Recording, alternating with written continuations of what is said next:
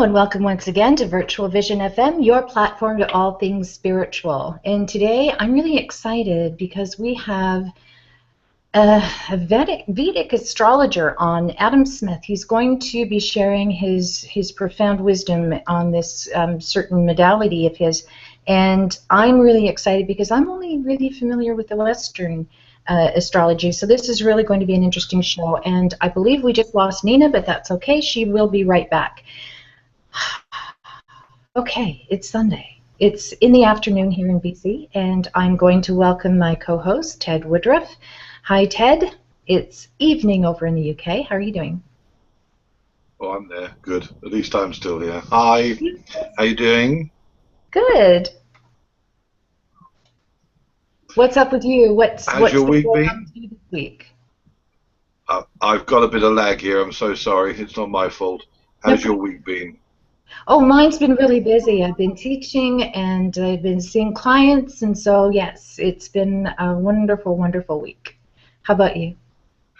Always exciting, always busy, always a whole bunch going on. I mean, I say this every week now, but every Wednesday evening we have the Healing Exchange going on and a reader attending, and it's become a victim of its own success in many ways, which is very cool. And so there are plans for me to where I've had a room downstairs, which would be my bedroom, that's going to be put over to becoming another healing room, specifically with Wednesdays in mind, and then any other days sort of that we start to expand into. So I'm doing the move upstairs to Mum's old area, which is about the right time now, 6 months on from the passing. Of course, the big news is, which other people are as excited, I guess I've just sort of got there. It's been many years in the offing and coming, but the genuine Native American tipi is created, it is stitched, it is made, and it's ready to come on site. And hopefully I shall speak to the guy, Chris, and hopefully on Friday evening, with the attendance of two particular people who I've mentioned before, Greg and Jan, who very much live the Native American way, albeit in the UK. They're going to be on hand to be here to check the sighting of it, because by all accounts you have to have the entrance the way the sun comes up, and also there is a sacredness about the space that I'm not fully familiar with, so I want to get it, you know, right from the start.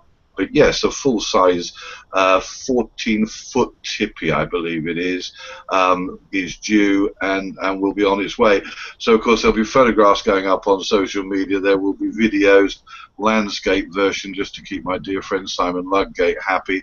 And you will finally see the Namaste Garden has acquired the genuine Native American. It's going to be a space for healing, essentially. I may spend a few nights out there once I sort of get familiarized with it, and also workshops and appropriate courses that will take place. We'll see how it goes, but yeah, it's been many years. It's been my desire to have one, and finally, after so long, it's done, and it's going to be here, and it's like, whoa, yes. And I think there's quite a few other people quite excited about it as well. Yeah, now I just want to interject here, because we were talking about this before we went to air today, and Nina had predicted that this would be installed and ready for you come summer solstice. And it seems that Nina's prediction was right on the money. Wasn't that so extraordinary? Because yes, I mean, every time I mention it to people, and certainly to you two ladies, there's quite a sort of an upsurge of energy and excitement about it. And I do remember a week or two ago, she just sort of said very casually, which very often happens in the sort of mediumship and the psychic world, you say something that comes out of your mind, which is what it's all about. And she said, yeah, oh, I reckon it'll happen around the time of the summer solstice. And yeah, it looks, and I certainly haven't done that intentionally.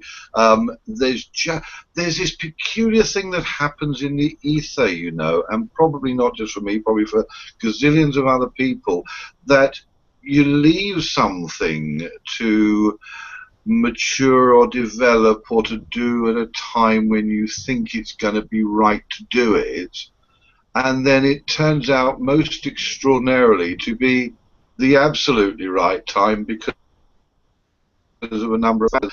There's a planetary alignment, or whether it's the solstice appearing, whether it's summer or winter or whatever. But Yeah. it just seems potential planning.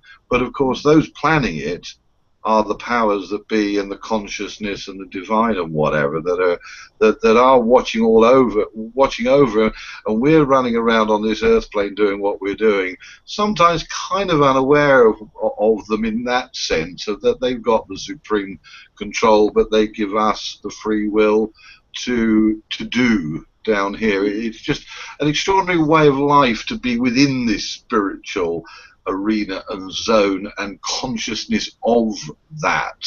And yeah, welcome back, Nina. We were just talking about you and about your prediction of the summer solstice timing for the tip. You look exhausted, like you've been running around. Bless you. Oh, no, I've been rebooting my computer. Sorry about that. It's interesting, Ted, because you were just saying that, the powers that be that kind of help out in these kinds of circumstances. And yes, I totally agree. The universe, to me at least, it always takes the path of least resistance. So the right people always arrive on your path at the exact right time. But you cannot discount your involvement, because it's your involvement that causes it into being. If you don't have the idea, the desire, and the clarity, and hold on to that with some degree of intensity, it cannot happen, no matter who's working on your side in the ethers, right? So Absolutely. that's just the law of attraction at play, and I love that. I love that. But yes, we were talking, Nina, about how you predicted the summer solstice for the unveiling of Ted's new work venue, and I think that's absolutely phenomenal. Good for you. I'm really excited, and it's also going to be in time for your mum's celebration, isn't it, Ted? Yes, that's the other interesting thing. Again, not essentially timed. I mean, we're 6 months almost to the day of her passing, and then her birthday was at the end of, well, still is, to my mind, at the end of July. And so, yes, the timing is all spot on. And as Era says, you love the fact that this all conjoins and all is right and all is organized.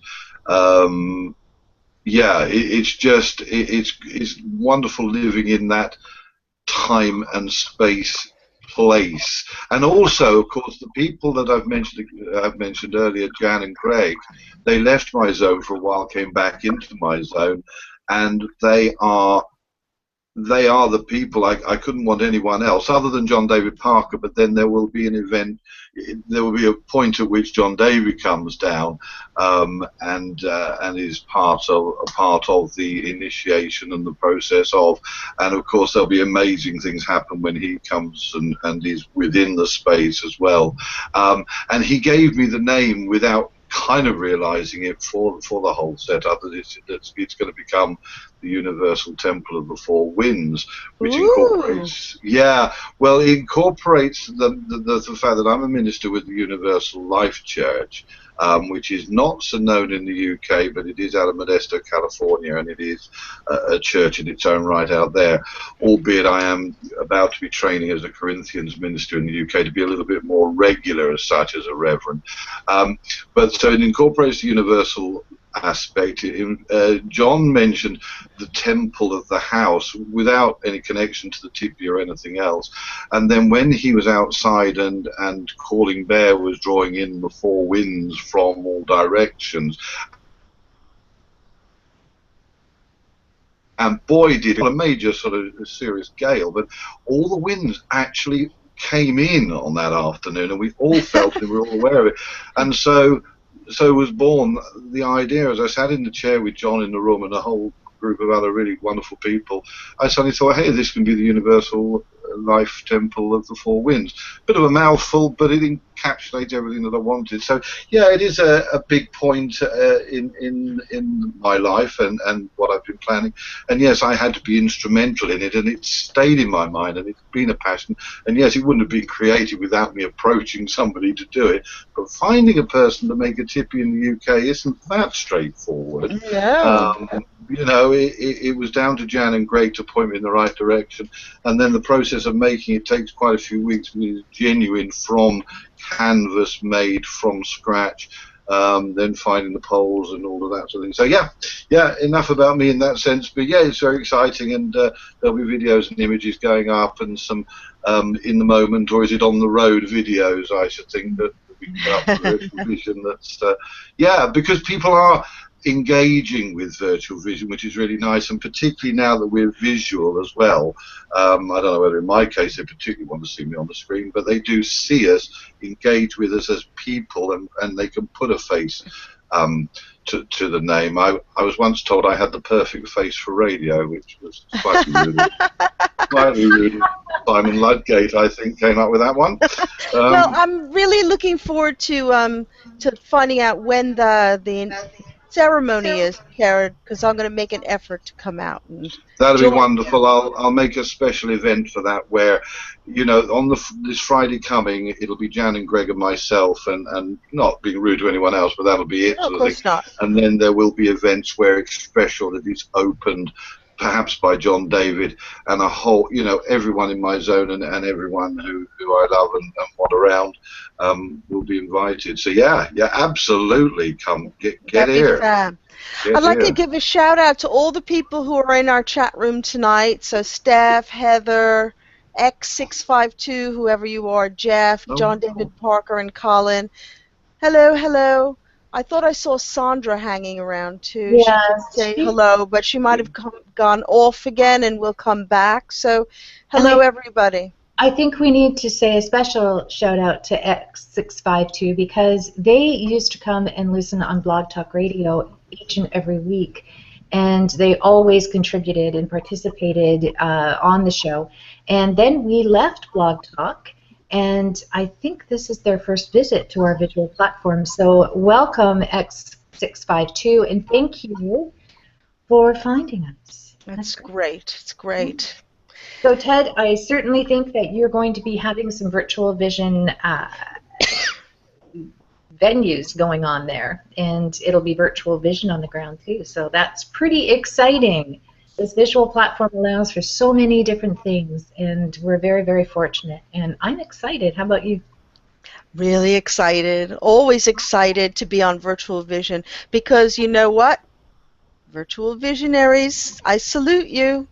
You know, we still have that in motion, and we are moving it forward.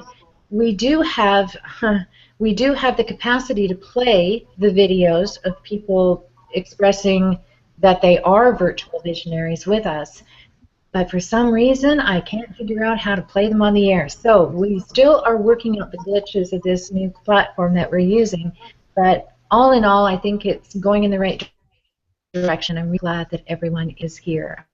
Great. I think it's fantastic. Thanks for being such great supporters of the spiritual platform that is really here for you. Yes. So, Ted, each and every week you give us the 1 minute me moment, and yeah, let's start the show and get on with the 1 minute me moment and get everyone prepared for getting them in the right vibe for our guest today. Not a problem. I re-watch these videos, and I'll tell the world and the virtual visionaries that are watching that I am aware that I close my eyes or look down, so I'm going to try and look straight at you this evening so I don't look as though I'm half asleep. This 1 minute me moment, its inception was months and months ago now, and I truly don't know where it came from except from somewhere above, that we on the earth plane say we don't have enough time in the day to do everything that we want to do, and certainly we don't take time for ourselves. And so the idea of just taking 60 seconds or 1 minute came to me. And the concept and idea is, and it works, and I put it into action, as do quite a lot of people now, and I do encourage you to give it a go, is to spend 1 minute each day for you and yourself only. And pick a moment, maybe in your lunch hour when your colleagues have gone, or you're out in the grass area or wherever.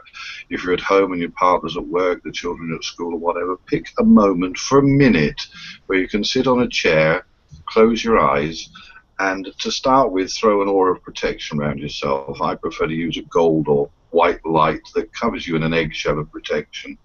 And at the same time as doing that, imagine that there's a vine between your ankles. that's connecting your ankles, and take another one down from the middle of that vine, down, down, down, deep into Mother Earth, and attached around a trunk of a tree, in your consciousness, in your mind's eye, or a good solid rock, a big boulder down there, and ground yourself to Mother Earth. And that stops you kind of floating off in the etheric. And the protection aspect is just to keep negative energies out, and do that during your day anytime, because again, although it's only a thought that you're doing and a process that you're going through, I've used it for many a year, and I'm not just lucky as much as anything. I mean, maybe I do have a blessed life, but I haven't had any significant hassle, issues, arguments, rows, major problems for as long as I've been practicing this. And I was encouraged to do it by someone else who passed it on to me. So it's a very valid thing to do, protection, and it's so worked, and it's so simple to do.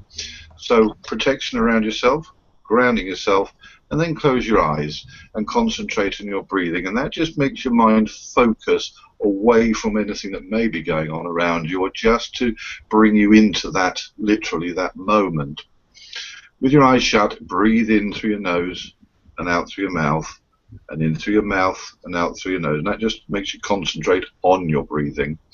And during those, although it takes longer to explain the 1 minute meme than it does to do it, for that minute, just connect to your loved ones, whether they're in spirit and they've passed, to your spirit guides, whoever you resonate with, whether they be angelic, whether they be a member of your family that's passed, or a friend that's passed, or even somebody who's still around on the earth plane, because there are earth angels and there are spirit guides around us in human form.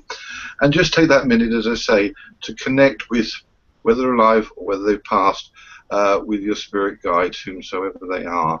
And, you know, if you practice this every day, you do get a relaxed minute of your day, and you can look back and say, hey, at least I did that. And then you do it the next day and the next day, and get into practice of doing it. And it's just a process of developing how you do it, to actually do it. Do you know what I mean? It's very easy. Oh, yes, you should ground and protect. You should do this. You should do that. But actually doing it is the key. And once you've done it once or twice or 3 times, you'll start to do it. And as I say each week, it so works. So just remember the simple tag that I put on it, and that is the Rev Ted's 1 minute me moment.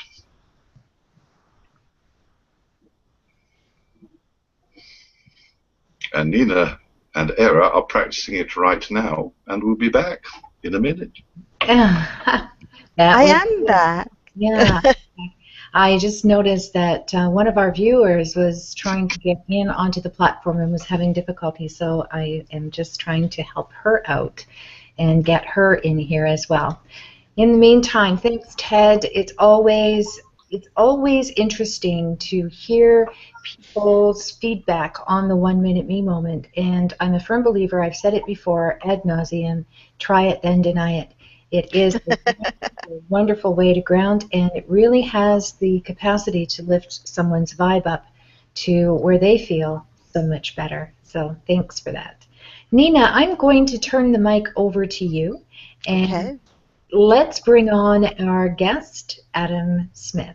Over to you, Nina. Thank you. Well, I want to give the heads up to all of the people in our chat room and for our archive viewers about the very fascinating and experienced expert in Vedic astrology, whose name is Adam Smith. He's a friend of mine, and he's very renowned within the Western astrological world as well as the Vedic astrology world. Very experienced and has been involved in Vedic yoga practice and in his own spiritual journey. But I'm going to let him talk a bit more about that himself by inviting him in. Hello, Adam. You want to turn your sound and your camera on, please, so we can see you all. Hey, Nina. Hello, Adam. Welcome to Virtual Vision FM as our featured guest for tonight. And I'm sure all of us are very excited to learn about Vedic astrology because so many people in our chat room has probably had their Western charts done, or at least read the newspapers and sun sign astrology, and they've heard about Eastern astrology or Vedic astrology, but don't really know what the difference is. So that's something that we'd like to, pick apart tonight, pick your brains about, and giving a heads up to everybody in our room. Adam has kindly said that he'd be very happy to do some little mini readings. So you have to gather what, Adam? Your time of birth, your date of birth, and your place of birth. Don't put them into the chat room yet, but at the right moment, have it prepared, and I will tell them to Adam, and he can get his little supercomputer going and be able to do a little reading for you. So Adam, can you give us a little bit of the background about how you got involved with astrology, Western astrology, and then Vedic astrology? Was it always Vedic astrology for you? No, although maybe it could or should have been even. My way into astrology actually came through.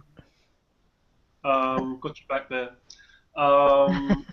Was I began my interest in meditation and spirituality and yoga came before my interest in astrology, although the astrology came soon afterwards.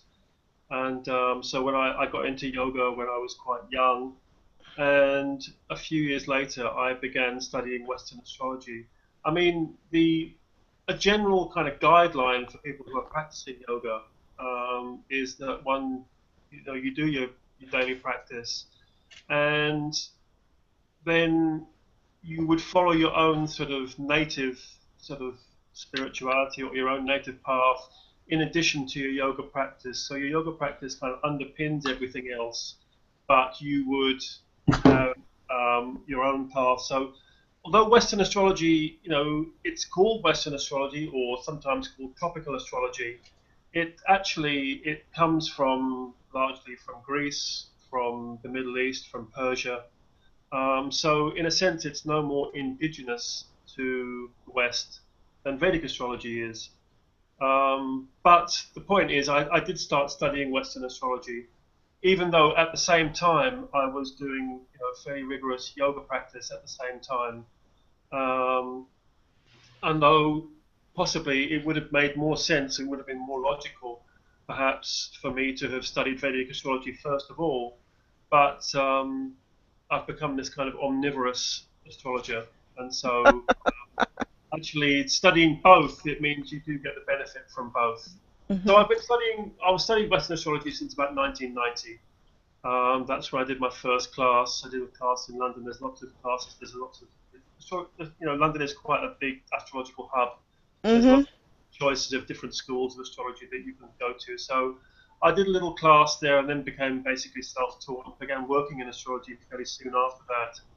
Although I attended my first lecture on Vedic astrology in about probably 1995 or 6. There was a couple of Indian Jyotishis who were over here in London, and that was a really fantastic presentation. To this day, it's probably the most influential presentation I've ever seen, the most influential presentation I've ever seen on astrology, West or East, and that really inspired me at that time. Although I was also at that time working within Western astrology. I was writing columns, I was seeing clients, I was doing articles, I was giving talks and so on. So perhaps the time wasn't right then, in retrospect, for me to plunge sort of into Jyotish. But I was aware of Jyotish, have been aware of Jyotish for many years. So can you explain the fundamental difference in Western and Eastern astrology with respect to how the charts are different, Yeah. I mean, the main difference is, many people may be aware of this, but the two systems, tropical and sidereal astrology, use different zodiacs, i.e. the tropical zodiac and the sidereal zodiac. So Western astrology uses the tropical zodiac, Vedic astrology uses the sidereal zodiac. I don't And think they understand what that means. So if you could just reduce it again, please. Yeah, what this basically means is, in practical terms, is that the sidereal zodiac, which Vedic astrology uses, is essentially about 3/4 of a sign behind the zodiac, which Western astrology uses. So it means that for many of one's placements in the Western zodiac, so say for example, your sun is in Virgo in the Western system, for 3/4 of people, sort of 2/3, 3/4 of people, 5/6, um, your sun sign, for example, and all your planets, your sun sign in Virgo is going to move back into Leo. So it moves back basically 23 point something degrees. So it's about 3/4 of a sign, just over 3/4 of a sign. And that is the main difference, practically, which people encounter when first studying Jyotish. It uses a different reference point. And this is what people find, quite sort of disconcerting when first approaching Jyotish. They say, well, all this time I thought I was a Cancer, and it turns out I'm a Gemini. Also, I thought that my Venus was in Leo. It turns out it's in Cancer. I thought my moon was in Capricorn, and it was in bad shape in Capricorn in the Western system. It's moved to the Sagittarius, and it's not so bad after all. In fact, it's rather good. So in terms of Western astrology, we've become very habituated to studying signs. It's very much about signs. What sign is this in? What's your sun sign? What's your sign? Whereas Vedic astrology uses the same signs, the same planets, and the same houses. There's a great deal which it has in common with Western astrology, but there is a different reference point. And this difference in the reference point has a great deal to do with the age of Aquarius, which many people know. That's one of these sort of astrological things which has reached the level of sort of virtually of common knowledge. But I don't necessarily think that many people understand the technical reasons why we are sort of why the so-called age of Aquarius exists. But it's just the idea that the fixed stars are moving slowly backwards, and Vedic astrology takes that movement of the fixed stars into account, whereas the Western astrology is fixed and rooted to the seasons and to the solstices and to the equinoxes, basically. So it's two fundamentally different ways of looking at the zodiac and looking at the planets and reference points in the sky. Vedic astrology uses one system which is pivoted to the stars, whereas the Western astrology system is basically oriented around the seasons. Fascinating. And, because if people have ever studied astrology, there's this big scientific sort of problem that they have. Well, it's really not accurate because it's, X number of years out of date because of the way the equinoxes and solstices has gone, which is kind of what you were talking about. So Vedic astrology actually remains authentic because it's always against this background of fixed stars, isn't it? Well, yeah, in as much as you think you regard that as being a legitimate kind of complaint. I mean, the problem is that scientists or scientifically oriented kind of types would say, yes, but astrology, it's not true because actually, do you realize the fixed stars have moved? And of course, we do realize this. There's many things which scientists assume that we don't know, which of course astrologers do know. And although the fact is that there is a fundamental difference between constellations and signs, I mean, signs are an equally proportioned 30-degree segments of the zodiac, which constellations aren't necessarily. They're still a symbolic representation of the constellations. And so, yes, it's true. What you're saying is basically true, that an objection to Western astrology certainly is that the planets don't match up with the signs or with the constellations, whereas in Vedic astrology it is absolutely oriented to constellations. Yes, that's definitely true. So for those people who let's talk a little bit about the fundamentals of Western astrology in terms of if you went to have a chart, the kinds of things that people would be thinking about what you would get, what kind of interpretation that you would get versus Vedic astrology or a Vedic, which is quite different, isn't it? It's a different orientation, if I understand correctly. Yeah, I mean, it's an excellent question. I mean, on the one hand, people are people. I mean, we're all the same. I mean, human concerns, human nature stays the same throughout history, and basically our concerns are the same whether it's west or east. But yes, there is a different kind of approach, and many people will have had their charts done. Many people will read their sun signs. Many people will read the material online, and so on, of which there's an ever-increasing amount. Um, but um, philosophically, astrologically, in terms of the approach to, I mean, Western astrology, certainly over the last century or so, has become very psychologized.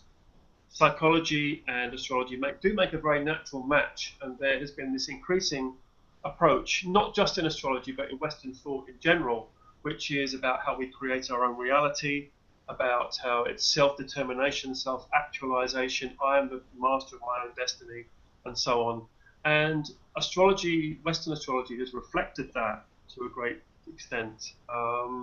And so rather than talk about destiny and so forth and fate and making predictions and so on, it's much more about personality types. It's much more about psychology. Well, your approach to a certain issue is going to affect the outcome, and all this is true. It is all true. I mean, that's a very valid approach. But I think the layperson, I think many people's idea of what they're going to get from an astrology reading is, well, am I going to be lucky? What's my luck today? I mean, that may be a naive approach, and certainly a Western psychologically oriented astrology might say that. Well, you need to be, a bit more sophisticated than that. We're more sophisticated than that, rather than to say this is going to happen. But the idea that certain people have auspicious charts, that certain people are lucky, that we have certain good fortune in our lives, which determines our status in life or how well we're going to do in a certain situation. That has largely disappeared from Western astrology. We just talk in terms of, well, if you just get out there, work 24/7, smile, get your social media happening, then you too can have it all. That's the pitch basically that we're made. And again, there's something to that. I mean, working hard, there's no harm in that. It's not going to hurt you. But there is this sense also that we have a destiny to cooperate with, that there is a path, there is a meaning to our lives, and there is a certain capacity that we'll have, even assuming that the material status and so on and so-called success is even the be-all and end-all anyway. So it's about finding spirituality. It's about finding your own path. It's about finding your own truth, your own happiness, your own center, and that you can really find through astrology, West and East. But Vedic astrology will give you, I think, in certain sense, a different picture, and in some respects, a more complete picture. So when you say, I mean, I have had the honor and the pleasure of beginning some Vedic classes after having studied Western astrology for many years, and I find it absolutely fascinating because it is almost like going back into another time zone in terms of thinking about your astrological chart. Or, I mean, I have a lot of psychic clients who say, particularly from Asia, who say, well, what's my luck? Or tell me the bad stuff that's going to happen. And mostly in when you go for Western astrology class, reading, they look at kind of the pitfalls or the difficult times, and they look at the out times. I know that that's so in the Vedic chart, but more so perhaps in the Vedic chart, the initial approach is, right, this is your personality, these are your assets and abilities, this is the area where you're going to have a lot of problems, and this is what you can do for these problems. Not from a psychological perspective, but from like certain kinds of approaches. So if you could talk about that a little bit, I think that would be very interesting. Yeah, I mean, I think I don't want to give the wrong impression. I mean, there is a kind of general impression of Vedic astrology and Eastern thought in general of it being very fatalistic. That's sort of a classic kind of image that many people have. and the idea that Vedic astrology is very deterministic and so on. But the point is that I mean, Vedic astrology comes out of the yoga tradition, and there are many approaches and techniques and lifestyle changes which one can adopt to mitigate the effect of the planets. So there are planetary remedies, planetary cures. In the Can form you of give us some? Yeah, can you give us some examples, yeah, please? I mean, in terms of chanting, in terms of your diet, in terms of your daily routine, in terms of meditation, wearing certain crystals, and so on, which will mitigate the effect of the planets.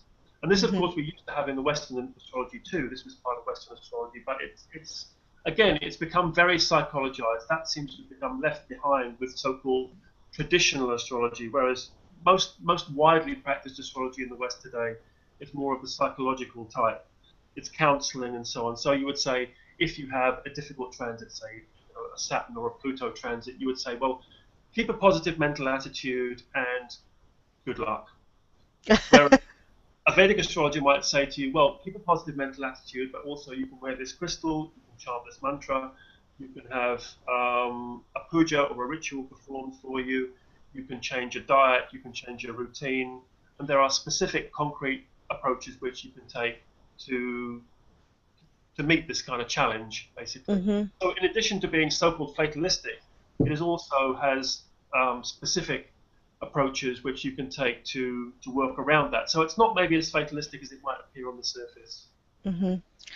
So in Western astrology, the planets and the signs are very important. In Yes. Vedic astrology, it's the planets in the houses, if I'm not mistaken, As, that as, a, are. as a general rule of thumb, yes, that is definitely true. Any Western astrologer who, by the way, if you're a Western astrologer who studied, horoscopes and can draw charts and so on, and interpret charts, you're already at least 50% of the way there if you're approaching Vedic. I mean, as I've started to become more sort of in the Vedic camp, as it were, the, the attitude from some Western astrologers has been quite interesting. I mean, it's very anything from sort of mild curiosity to vague interest to outright dismay. They say, "Oh no, you're not getting into all this. This is grahas. This is mula trikona. This is all this kind of terminology. It's like learning another language." And I think, "Oh no." It's something which seems sort of very mysterious. But in fact, it's just names for things. It's just different names for the same things. So a graha is a planet, a bhava is a house, drishti is an aspect. These are very familiar concepts. This is just Mm. basic meat and potato stuff for anyone who's studied astrology. You already know lots of it. So in the Jyotish for Western astrology classes that we've been running, I've been at pains to try and stress this. You already know this stuff. You already know planets and signs, and many of the interpretations, I would say probably 90% of the interpretations of the planets, the signs, and the houses are the same. There are certain differences, but usually they are in addition to rather than instead of. So Mm. a certain house, take for example the third house, which many people will know about in their astrology. It's still about siblings, short journeys, education, Communication. and so on, and communication. But Vedic astrology would also say that it's about your drives, your desires. It's about entrepreneurship. It's about your own efforts. It's a more Marsy kind of connotation. But that's in addition to rather than instead of. So Hmm. you already know lots of it. And so in our classes, actually back to your initial point, which was about the houses. Yes, um, Vedic astrology does tend to emphasize the houses more, Hmm. and to that extent, the use of whole sign houses. So a sign is a house, basically. When it's measured from 0 degrees Aries, it's a sign, but whether it's measured from the ascendant, it becomes a house. They're the same. It's not divided, so you don't get these very sort of lopsided charts. Particularly with the quadrant house system, where you have, one house is very small and proportional, and Mm. intercepted houses and all this kind of thing. But, the houses are all equal, Right. uh, and so you're emphasizing more. So when you're looking at a planet, like I say, I'm sure many people will have studied these kind of issues. we have this technique in the West also. A certain planet in a certain sign, or the ruler of a certain house in a certain sign, this comes into its own, certainly in Vedic astrology. Great. And yeah, and as a general rule, I don't want to become sort of too technical, sort of jump in the deep end here too much. But basically, that when people sort of say, I can't get my eye into this, I thought I was an Aquarius all this time. It turns out I'm a Capricorn. I can't relate to this. They tend to look at it in a different way. Rather than looking at, say, the sun in Capricorn, they would say, well, what signs, what houses does the sun rule? What aspects does it receive? Rather than just looking at sort of psychological type characteristics. Mm-hmm. But it is still a technique which should be pretty familiar to anybody who's done any sort of studying of Western astrology. And I would say more than that, it really starts to come into its own. That approach of looking at the houses, really analysing the houses, for me, really starts to come into its own when you use the sidereal zodiac. And to that extent, in a really positive way, it really is like going back to maybe some golden age of astrology, which I think many researchers have been looking for. And the answer is not necessarily in sort of unearthing some dusty scroll, which contains some lost knowledge. It's basically try to use the sidereal zodiac. And I do think that a lot of this kind of really pithy ancient knowledge, this really radical ancient knowledge, really starts to come into the fore.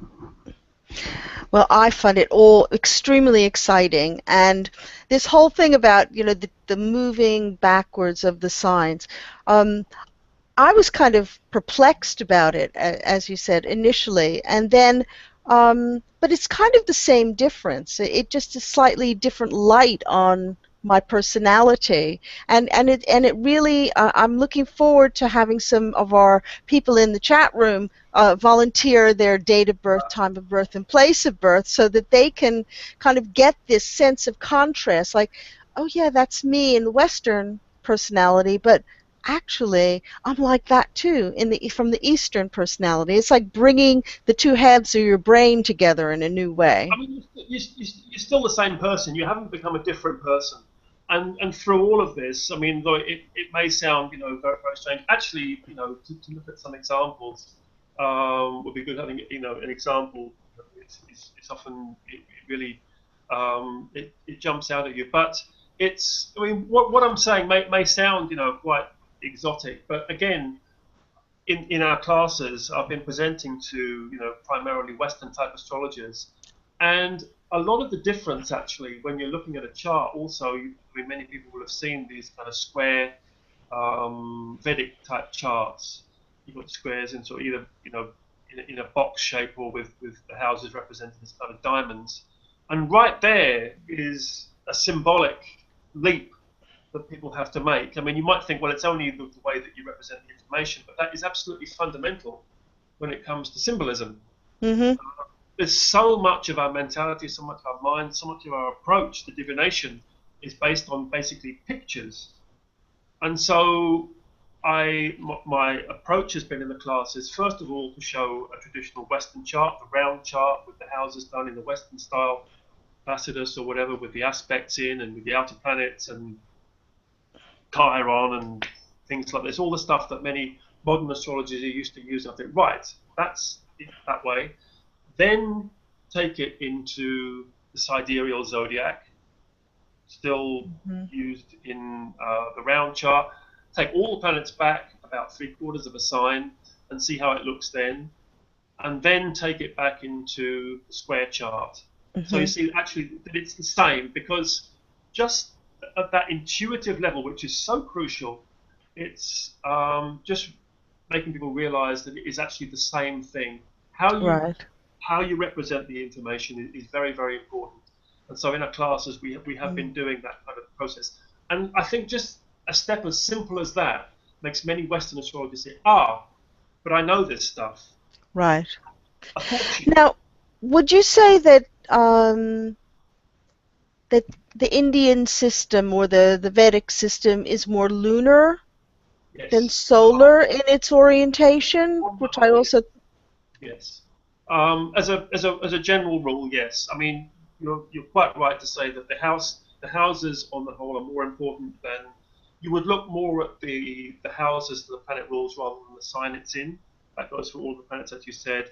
And the lunar zodiac is so-called nakshatras, which is, so there's a solar zodiac, which is the zodiac we're all used to studying, but also a lunar zodiac of 27 lunar mansions, so 27 lunar signs, which exist side by side with the solar zodiac. So a planet is in a sign, but it's also in a lunar zodiac sign too.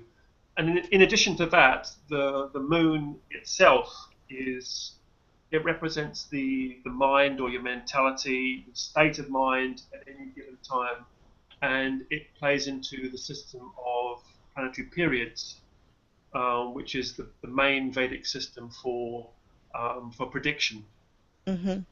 So, and that is determined in relation to the moon. So right there, you also have something which is fundamentally lunar. Well, I'd like to invite Era and Ted back into our little chat room now. Hello, guys, and if you'd like to pick Adam's brain a little bit before we get to doing some readings, we've had lots of people kind of happily put their stuff up on the chat room, so but we'll hold off on that and get Era and Ted, who don't know very much about astrology or Vedic astrology, to ask some questions. Okay, well, first off, this is just so fascinating to me. It truly is, and you really know your stuff, Adam. This is really fantastic. I am one of those newbies that, you're right, I got stuck on Virgo becoming Leo, which to me in Western astrology is a walking, talking contradiction of personality energies. Oh, sorry, does that make you a Virgo sun sign in terms of your Western astrology? Yes. Ah, well, there we go. I mean, may I ask what day of Virgo you are? What date is your birthday? It's September 9th. Yeah, so in that case, you would be a Leo. I mean, it isn't. I mean, let me make this clear. It isn't necessarily the case that all Virgos become Leos, but it's up to about 3/4 or 5/6 of the way through the sign. So up to about probably the 14th of September. So actually, welcome to the world of being a Leo. That's a this, well, you know, prices for you right there. That's one of my challenges this lifetime, let me tell you. Now, the other question I have in relation to the Western astrology and what you're teaching is the rising sign. Yep. So it's the same. It's not the same sign. It's the same principle that you would move that back the same proportion as all the other planets. But it's a good point. It's an excellent point. The rising sign is not a planet as such, but it's a very important sensitive point on the chart. And it shows, in practice, it shows your personality. If there's any one factor in astrology which is said to represent your personality, your approach to life, your style, what you think life is all about, it's your rising sign or the ascendant. In Vedic astrology, it's called the Lagna, but it's the same thing. It's exactly the same. And it's as important in Vedic astrology, if not more important, than it is in Western astrology. But the principle, the interpretation, the calculation is identical. Let me say that. Like I said, I can't stress enough how much common ground there is between the two systems. It seems very different. There are many differences, and you will get a lot from studying Vedic astrology. But the rising sign, the principle of it, the interpretation of it is pretty much identical. Okay, and how about the nodes, like the true north and the south? In Western astrology, one is the past life, and one is the energy you're supposed to be working through this lifetime. Is that correct? And what does that's the Western interpretation, and that's been around since.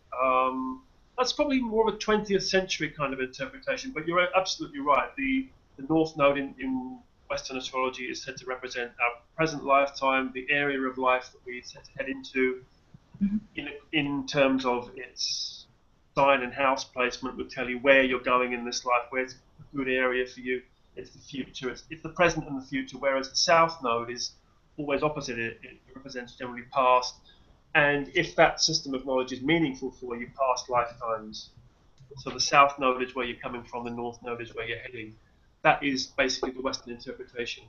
In Vedic astrology, the nodes take on virtually the status of planets.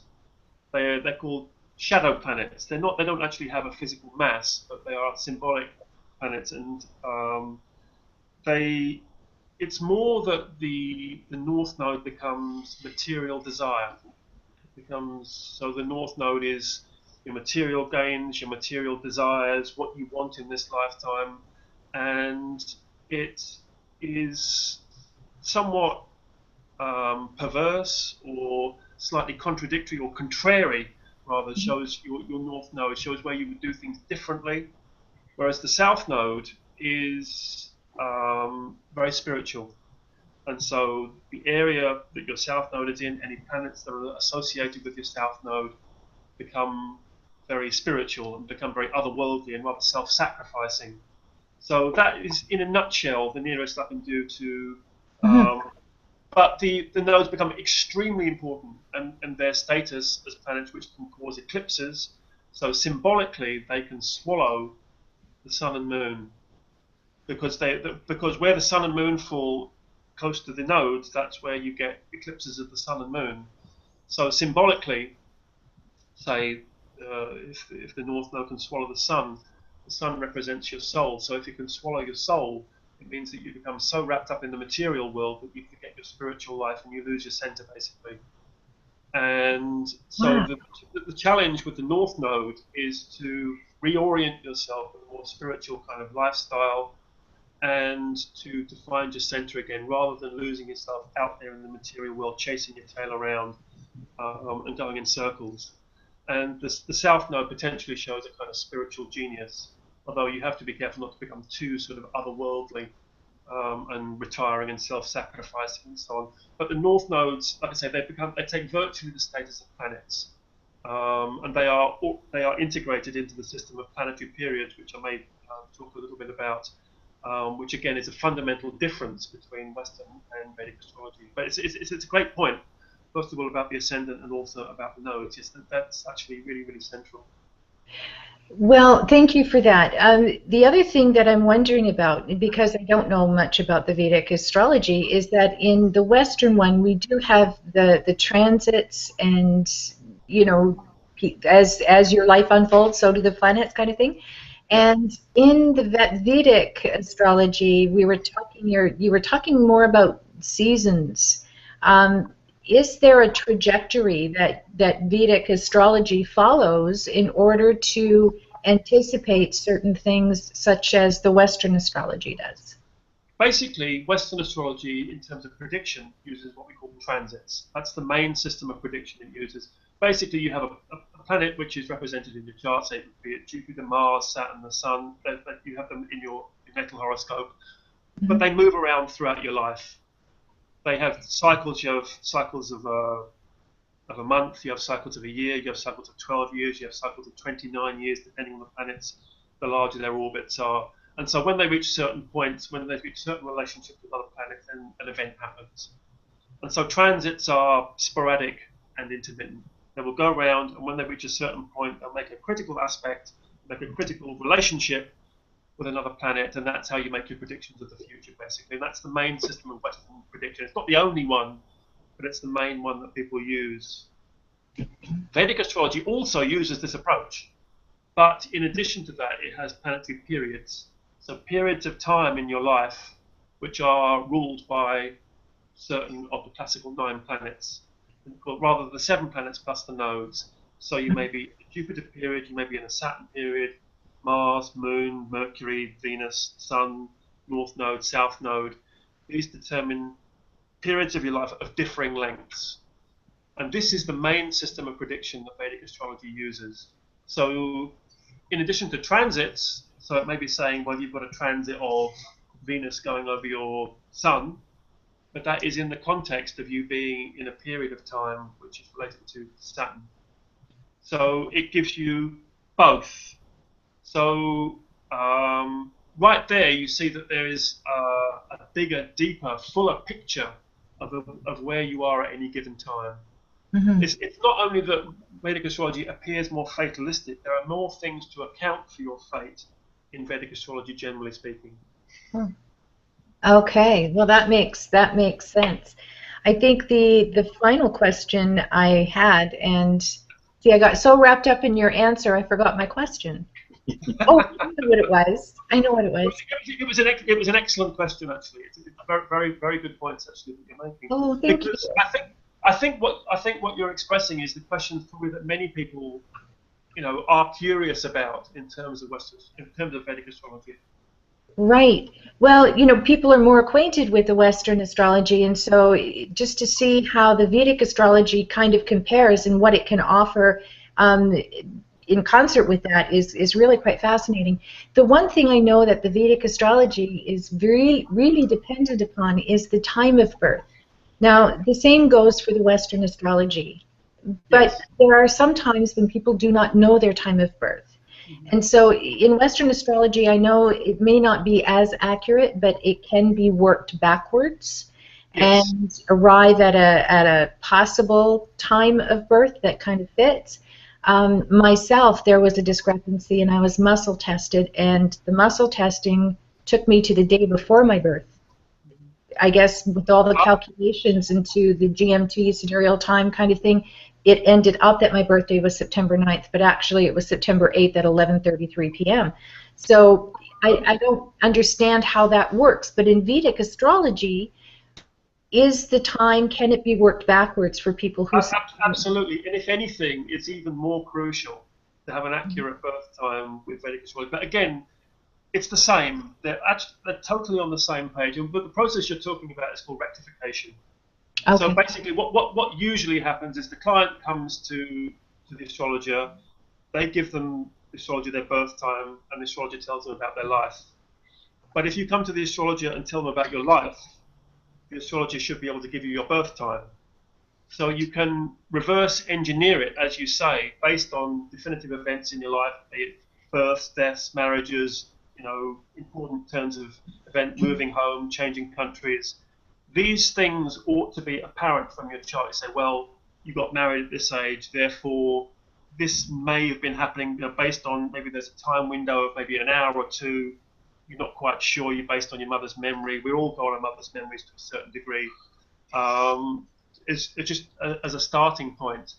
But Vedic astrology, since it has so many techniques for prediction, it is actually very good for the process of rectification. But rectification is still tricky. Whether you're using Western astrology or you're using Vedic astrology, it's a tricky process, and it's usually only attempted by people who are very, very experienced, and also it may take you a certain amount of time. But I would say to anybody, if you don't know your time, you say, well, I can't have my chart done because I don't know a birth time. Even if you have to have pay for a session, if you have it done, if you have your chart rectified, i.e., if you have your birth time discovered by a very experienced Vedic astrologer, it's well worth it, because you only have to have it done once, and once you have it, then you'll know. And a chart based on an accurate birth time, you get 100% more information from it than if you don't know it, basically. So again, it's an excellent question, and basically for Vedic astrology, it is as important, if not more important, to have an accurate chart, because it's precisely because it's based on the houses, and the houses tend to shift throughout the day rather than, so they're very sensitive to changes in time. Yes, and just to lend credence to what you're saying, is that I had my chart done at someone who rectified my chart so that they would know, be able to do my chart. It really didn't speak to me, I felt. There was nothing, spiritual inclination wasn't there, the psychic ability and mediumship wasn't there. It just looked rather needy. Is the only way I can explain it. I mean, the whole thing was not me. And then I had this other person do it, and it was bang on. Everything. Just So are you saying that the two people used different birth times, or was it the same birth time but different it astrology? was, one person arrived at, I think it was 3 a.m. she used on September 9th, and then when I was muscle tested, they rectified it back to September 8th at 11:33 p.m. And it was the September 8th birth chart that actually was me in encapsulated. It was absolutely mind-blowing. And the other one wasn't me at all. It ought to be apparent, I think that the astrologer is talking about you. Mhm. The astrology shouldn't be sort of fishing for, certain things. It ought to be immediately apparent, I think, that the chart is about you. So subjectively, if what you're saying is that you related much more to the 11:30 chart the night before, that I think is it's some kind of a sign that that may be right. I couldn't say without looking at your chart for sure, but on the whole, it ought to be immediately obvious that somebody is talking about just by giving you an overview of your chart, even just in the first sort of 10 minutes or something like Yeah, that. and just to be clear, it wasn't just because it might have been pleasing for me to hear, right? Right. I mean, Yeah, that yeah, didn't yeah. really have anything to do with it. It did show the squaring of my birth parents, right? There was issues right at the time of my birth. I mean, everything else added up as well. So it is really important for anyone interested in delving into this Vedic astrology. Do it. I think you can't go wrong, and if you have it done by And a incidentally, professional such as Adam, what, good what on you're you. what you're saying is an important point there about saying it wasn't just that you felt you were being sort of stroked or whatever by this sort of maybe a more favourable chart. On the whole, people tend to underplay their talents. If you Yeah, talk to people about their talents, you say, well, you're a very good writer, or you're a very good speaker, or you're very good this or that. I say, well, yeah, but anybody can do that. yeah, Tell somebody about their challenges in life. They say, yeah, why is it me that's got this? So that's on the whole. I mean, probably people realise that with all kinds of forms of divination. And I've known people use different techniques for rectification, and sometimes people use dowsing. There's different approaches, but there is quite there's a service that we offer through Astrovedas, which is a rectification service based on definitive events in your life. If you supply maybe 5 events in your life which you think are particularly important, then we mhm, can use that to reverse engineer your birth time. And usually it's helpful if you have some idea, but some people don't have any idea at all. And that way it does become a more involved process. But I do say that it is absolutely well worth it. And if you and many people their way into astrology starts off by looking at their own charts. Inevitably, they have their own charts done. They think this is great knowledge, and they start to study it for themselves. So rectification and basically having an accurate time is is the first thing, is the main thing, the only thing in a sense that the astrologer needs really to predict right. character and destiny for you. So I guess that leads me to ask you, Adam, when you are working on someone's chart, do you actually have an intuitive value that kicks into the work that you're doing as well, or do you rely specifically on what you look at? I knew you were going to ask that. Okay, well, there's the answer, right? You have to have intuition. You can study all you want, and it's very good to be very well aware of the techniques. It's good to be very learned and so on. But really, I mean, so really you should have both. I mean, you should have technical knowledge and intuitive knowledge. But Mhm. for myself, if I'm going to have a chart done or anything done by somebody, I would take the intuitive over the academic any day. Although ideally there's no contradiction between the two. And in fact, in Jyotish, one of the things I like about it is that actually those two things are very much linked. That by the study of Jyotish, actually it cultivates your intuition. It is absolutely integral to it. There's a quality called Jyotish Mati Pragya, which they say is the quality of all knowing through Jyotish, that you can become very attuned to either the planets and the qualities and the energies, and so that you would potentially have access to all knowledge through through the planets. And this is a quality which is cultivated through study. But most people I know most people who study astrology usually are interested in some kind of alternative lifestyle, some kind of spiritual path. Practically everybody I know who studies Jyotish does yoga of some form, because basically Jyotish comes from the yoga tradition.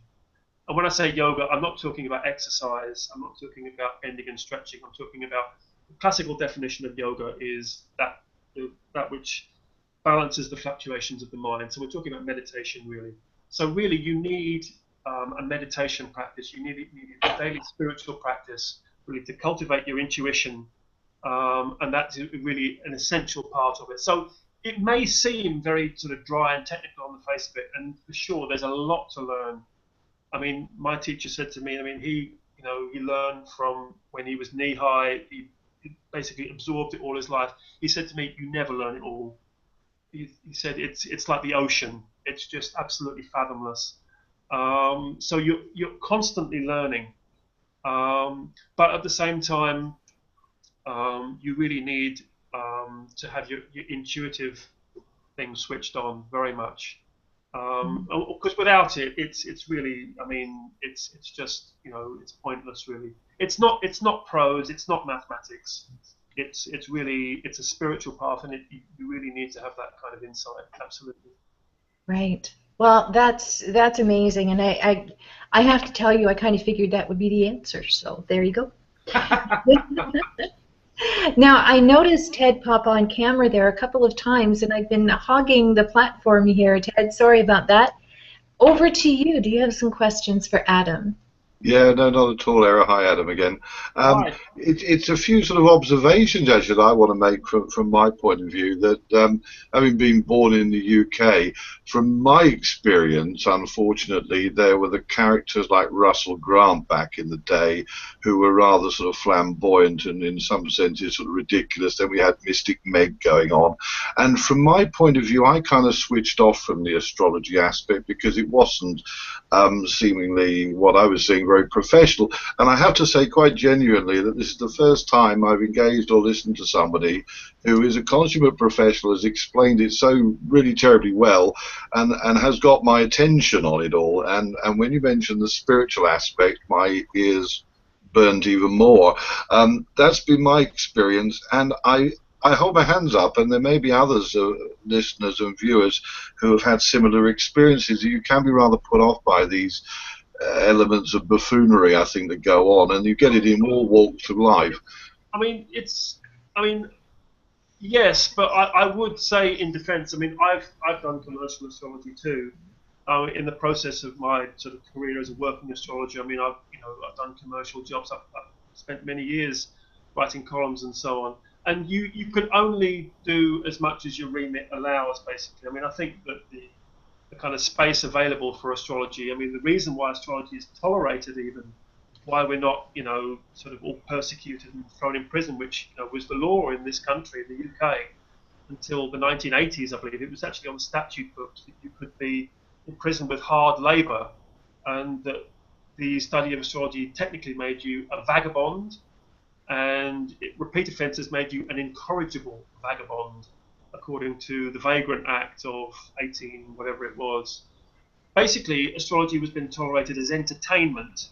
And so you're right, and it means that people don't take it seriously, almost by definition. But, Russell Grant and Mystic Meg and the rest, they only do what the editors will basically allow them. So there's only a certain amount of space.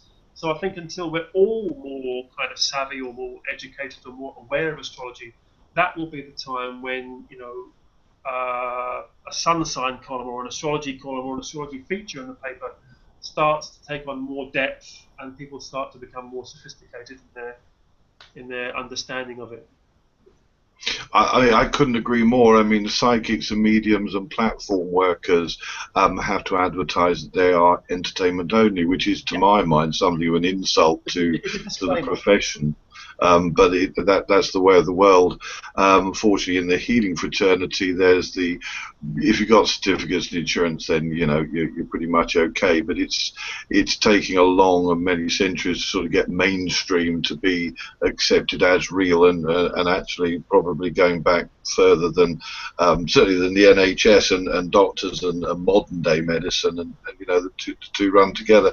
But that, as I say, has been my experience of it, and it probably, you know, other people have, and it's a shame that they've been sort of switched off from it by you know, the non-sensible. But there's always comes a point in everybody's life, and I'm 53 years old. For the first time, I've sat here and I've heard someone who has brought me round to the fact that, you know, there is a sensible and professional sort of aspect to it. But indeed, on the spiritual journey that I've had, and just only about myself at the moment, is that it took me many, many years to finally find someone who answered the questions about spirituality and connection to the heavens to me, having been to rabbis and pastors and vicars and all denominations. One person suddenly you resonate with. And oddly enough, over the last few weeks, up until very, very recently, I'd been a little bit cynical about everyone who says, oh, Mercury is in retrograde, Venus is in Pluto, and all of this sort of thing. And I hold my hands up, and I hope I'm representative of some people who are listening and watching and will be watching, in that you kind of sigh sometimes and think, will you just sort of get on with what's going on down here? But a month ago, I felt very out of sorts for a couple of weeks, and it was the time of the full moon was coming. Right. And the peculiar thing for me was that I started to feel a lot better once the full moon arrived. So I got to thinking, and Eris certainly purports this Mercury is in retrograde, hence things are not actually aligning right and all of that.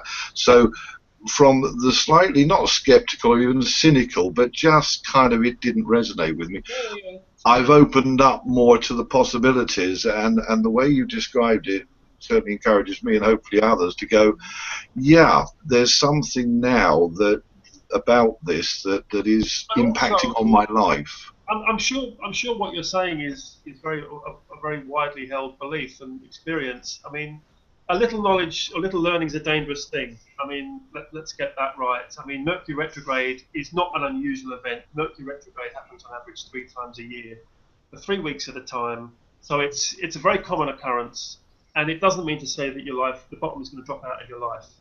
It means that there may be certain, there's certain issues which it brings up. It may bring good fortune. It brings issues around from the past. You may have a second bite of the cherry in certain, situations. It can make problems with technology. It can make problems when you buy things. You have to take things back to the shop. You bought the wrong size thing. Your digital gizmo doesn't fit. There's all sorts of compatibility issues around Mercury retrograde. But if you were to read about it, you could be forgiven for thinking, well, this is the apocalypse is coming. The way that it's sort of sensationalized. I mean, you're absolutely right about that. And the same way as certain configurations happen, they think, well, goodness me, the end of times has come. But so knowing about it will actually ground you. The more knowledge you have, the more understanding you have of it, it'll deepen your appreciation of the subtleties. Because you can't just make these blanket things. So again, if you've only got a little bit of a few column inches, then you just have to sort of get to the main points and make it interesting. But the more you're studying astrology, the more you realise that it's part of the rhythms of life. You're talking about the full moon there, so you have the full moon, and so it may have coincided with an eclipse, because that's what a full moon is. And so then you think, well, in 2 weeks' time there'll be a new moon, and that will be part of the cycle.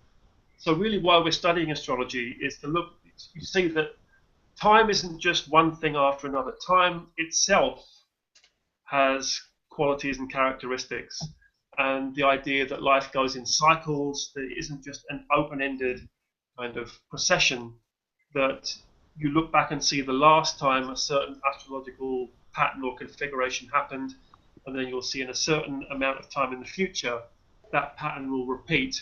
No things ever repeat absolutely. You can never step in the same stream twice, but there may be certain configurations, there's certain patterns which are very similar to what happened before. So you think, well, maybe there might be unfinished business from the past, and that's generally by looking at the overall context. Context is crucial in astrology. You have to look at the context of one person's experience, which their chart shows, and that's how you can make generalized predictions of the future. It's Can certainly I? got a far more spiritual aspect than I'd ever sort of considered. What I was going to do at this point was to hand back to Nina, because there's a whole bunch of questions come up in the chat room with people giving their details and everything. So thanks for engaging with me, Adam. And I'm learning a lot out of this. So Excellent questions. Thank you. thank you. Right. Well, I think the best illustration, Adam, is to do a couple of charts, and it might be interesting to of course, not go super in depth with, because we've got a fair number of charts, but different aspects of people's charts. So, like, we'll do nakshatras and dashas and that kind of stuff, just so they can have a sense of the different things that can be done. So, the first person's chart is for Susan. And she's the 11th of October. 1 second, I'm just fiddling with the software here. Okay, cool. And while Adam's fiddling, 11th of October, 1330. Tell me when you're ready. What was the year, Whisper Whisper? Oh, Susan, 1969. 1969, yep.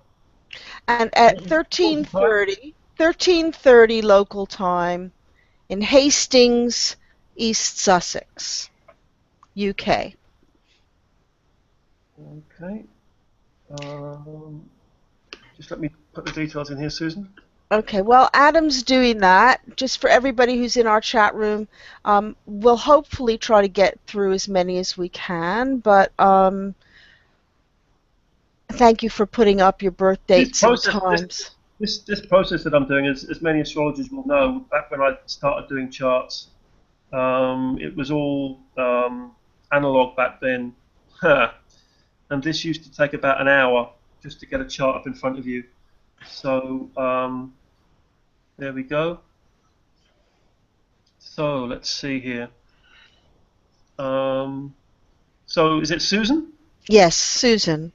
And by the way, as Adam's talking, Susan, if he wants some feedback, if you could type it into the chat room box, that would be really great, so we could have sort of a conversation about it. Will you relay that to me, Nina, what Susan's asking? I will. Yeah, fantastic, super. Susan, can I ask, have you had your Western chart done before? Are you an astrologer? I mean, do you have astrological knowledge just before I pitch in? She just says exciting. Well, anyway. Well, just start, because she hasn't written anything in yet. There might be a time lag. I don't know. So, October the 11th, in Western terms, that would be Libra Sun, obviously. This moves Susan's sun sign back to being Virgo, with an ascendant which would be the same. So it just goes to show that it's not always that the sign moves automatically back to the previous sign. It's a number of degrees. It's a number of zodiac degrees that it moves back, which is about 24 degrees. So Susan becomes a Virgo sun, but still with Sagittarius rising. So she would have been Libra with Sagittarius rising before. Now she's Virgo with Sagittarius rising. And one of the things I see first of all about Susan's chart is that she has Mars in the ascendant. So you would read that very much in the same way as you would in the Western system. Mars in the ascendant. Mars is the planet of war, of desire, of dynamism, of impulsiveness, and so on, of prowess and of energy. So you would approach life in all those kind of ways. Be very impulsive, be very direct, very heads down. You know what you want. And there's also a great collection of planets in Susan's career house. So whatever it is that she does, and it may be a little bit unclear to you, Susan, what your actual vocation is, but there's such a concentration of planetary energy in your career house that it may be difficult for you in some respects to decide what your real path in life is. There's so many different indications. You've got Jupiter, Sun, Mercury, Moon, all up there in your 10th house, which is the career house. So there may be a bit of a sorting out process to decide there what your real vocation is. But I mean, all this maybe you could determine from your Western chart. But let me just say that you are currently in your Saturn planetary period, Susan, and your Saturn planetary period began in 2009. So 2009 would have been an important turning point for you, and that may have coincided with changes in terms of your home, your family, maybe in terms of having your own family, perhaps having children, I don't know, or your relationship with your children. But in any event, the Saturn period is a time of working very hard. It's a time of being very focused and very Saturnian. The interpretation of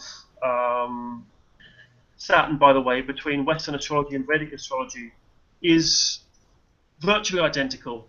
If anything, the Vedic astrology tends to have, almost equally, sometimes pessimistic view of Saturn. However, let's not forget that Saturn is the planet of hard work, of ambition, of success, of being really an expert at your given subject. It raises the bar to the level where you really have to work harder than you thought you ever would. But the rewards that when you put the hours in are phenomenal.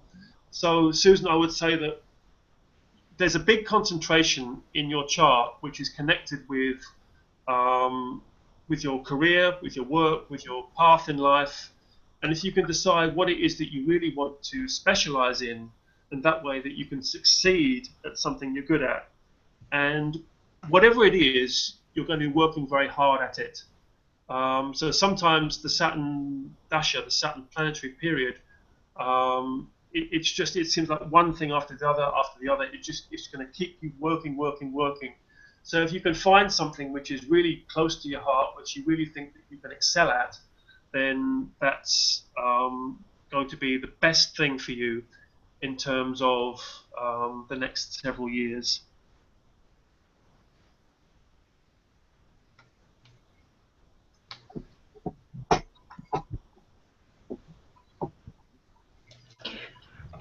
Okay, as far as Susan goes, you were bang on there, Adam.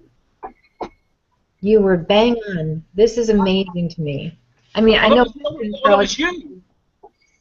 Western astrology can be that way, but I haven't really seen it that spot on before, so that's pretty amazing. Like I say, there's I mean, in just a short time, I mean, it's just time doesn't allow, but there are many things which will be similar. Like I say, that's the mantra that I will keep repeating. That there's a lot in common. Like I say, if you know your Western astrology, if you studied your Western astrology, you're 50% of the way there at least. But some people have asked me, why, they still ask why Vedic astrology, why, I became known or identified a little bit with Western astrology. Why would anybody shift? And so it's not just exotic philosophy. There are good practical reasons why you would study Vedic astrology in addition to Western astrology. If you know both, then you've got, it's double bubble. Everybody wins. Wow. And so you've got the lunar zodiac, you've got planetary periods, you've got the sidereal zodiac, which for me really highlights certain aspects of the planets. Mm-hmm. You've got the whole spiritual knowledge, the whole yoga tradition there. You've got planetary remedies and cures. There's a whole body of knowledge there which is accessible. And so it isn't simply that you're getting a different perspective on the same thing. You're getting extra stuff. You're getting more. And the whole idea of take certain, very eminent people's charts. Say take somebody who's very, very successful, whether they're a CEO, whether they're a great mogul, or whether they're a movie star or a rock star or something like that, a sporting hero. You look at their chart from the Western perspective, and it will tell you a lot. It will tell you about their personality, about their style. They'll tell you a lot about their relationships, their vocation in life. Right. What it doesn't really seem to tell you is, are they going to be successful? Are they going to be lucky? How lucky are they going to be? How eminent are they going to be? To what extent will they transcend their origins? Maybe they may come from a humble or an ordinary background, an unremarkable background, but we've all seen some people who go and they rise to extraordinary heights. That in itself isn't necessarily the be-all and end-all of life. We all know about people in Hollywood who may be extraordinarily materially successful. You know, their kids may be in rehab. They've got, 6 marriages behind them. Their personal life is not necessarily in the greatest of shape. Their spiritual life is non-existent. They're successful up to a point, but that's not the overall picture. So I'm not trying to paint this up saying that that's what we should all be aspiring to necessarily, or what everybody necessarily wants. But if you look at certain people's charts, without taking their success story into account, the analysis of their chart is more or less meaningless. You have to look, if you're looking at a Hollywood star, you think, well, if you take away their career from the chart, well, actually, that's a whole massive portion of their life story that you're missing out there, basically. And if that success is actually amenable to prediction, then you see what an enormously powerful tool that you've got here in your hands, basically. And I may be wrong, but there really doesn't seem to be that much of a way in Western astrology as we have it at the moment that really seems to uncover these things. Are you going to be successful? Is this person going to be eminent in some way? Are they going to be above their peers? Are they going to rise to the top? And when in their life are they going to rise to the top? Are they going to rise to the top? Yes, but will they be happy? Yeah. This is really the nuts and bolts stuff, which is absolutely gold dust for any astrologer. And this is basically the fundamentals of Vedic astrology. And this is, the response that I've had once people get past the initial kind of mystification or skepticism or resistance, is they find that actually this is fantastically useful, practical knowledge which is available here. This is the response I've had from presenting Vedic astrology to groups of Western astrologers. Right. I'm going on a bit here, sorry. Yeah, amazing. Now, Susan has said that you were bang on. She has been focused on her career specifically for the last 2 years, and I also noticed in the chat room she's mentioned that she has had a life-altering redirection on personal levels. So you kind of encapsulated everything there. So that's pretty. I think it's. I mean, Susan's got a very interesting chart. I mean, it's not that common to have such a concentration of planets in any one house, particularly the career house. That's a very important house, whether it's in Western or Vedic, but particularly in Vedic astrology, that's a particularly important area of life. It's your life path, it's your direction, it's your career, it's what they call the Dharma, which is your own personal individual truth in this lifetime. And it may be that Susan has to work out exactly which direction she is heading. But if she manages to fuse all those planets together, then she could become very, very successful. And it's potentially a very auspicious combination, but she just has to decide which direction she's really going to be heading. Go, Susan. Yeah. Go, Yeah. Susan. Now, Shall we do you mind doing another one? We've got John David and several actually. Do you want me to read it out, Nina, or have you got your thing back? Yeah. I've got it, but I've lost all the previous. Let's go to Heather. Let's go to Heather. She is in the chat room. September the 9th, 1985 at 3:43 a.m. Is that number September the 9th? That's the same day as mine, yeah. September 9th. It's not the same year. Not the same year. Do you mind if I just turn off my camera while I enter the details in? Is that all right? Oh, absolutely. I'm here and I'll talk if that's all right. I'll just Sure. I'll turn the camera off while I just fiddle with the. You don't want to see me fiddling with the software here. So please, could you give me the? Let me just see here. It's September the 9th. Sorry.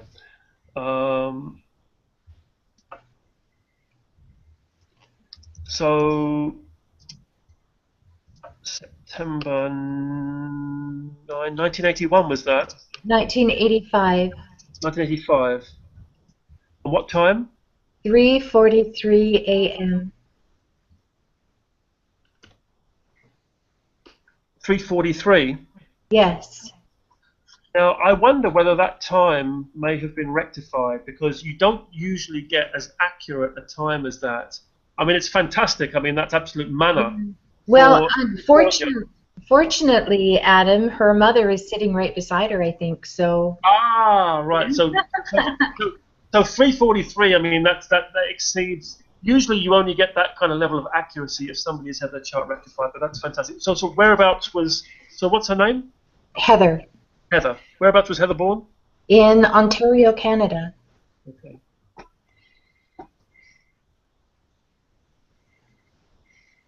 Most countries have the birth time put on the birth certificate. In the UK, unfortunately, in England, actually, they don't,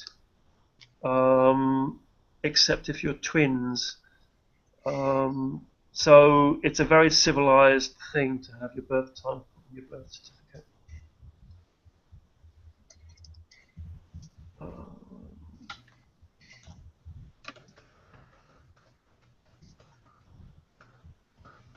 It's,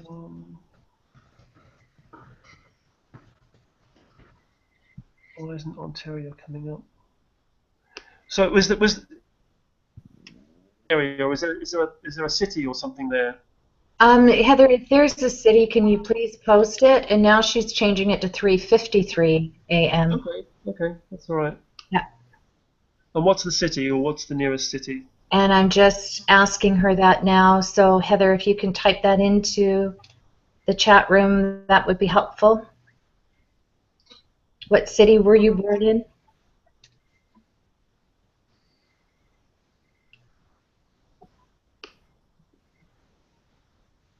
Okay. See, now that to me should be like immediate, and it's not. What's the place? Kincardine. Is that near Toronto, Heather? Just type me a Y if that's correct. Is that near Toronto or Ottawa?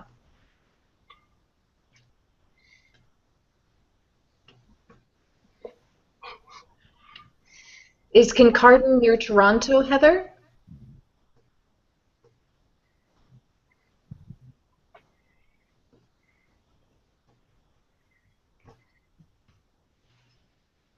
And Dan, I noticed that you posted your birth date. We do need a time and a place, and hopefully we will have time to get to that. Heather, if you can type in the city, please. We might have to move on if we don't get an answer here. She said Ontario back. Okay, yes, it's closer to Toronto. So Toronto, Ontario, Canada, Adam. Okay, fine, great. Got that. Thanks, Heather. Okay. So, Heather, very, very nice, very charming qualities you've got in your chart. You've got Venus in your ascendant, which gives you a great deal of grace, charm, diplomacy, and so on. Your chart also shows that you would be, you would like behind the scenes activity. You'd be very, very, very spiritual, very much concerned with finding your truth in life, maybe retiring, retreating, meditating, reading, reflecting. That would all be very important to you.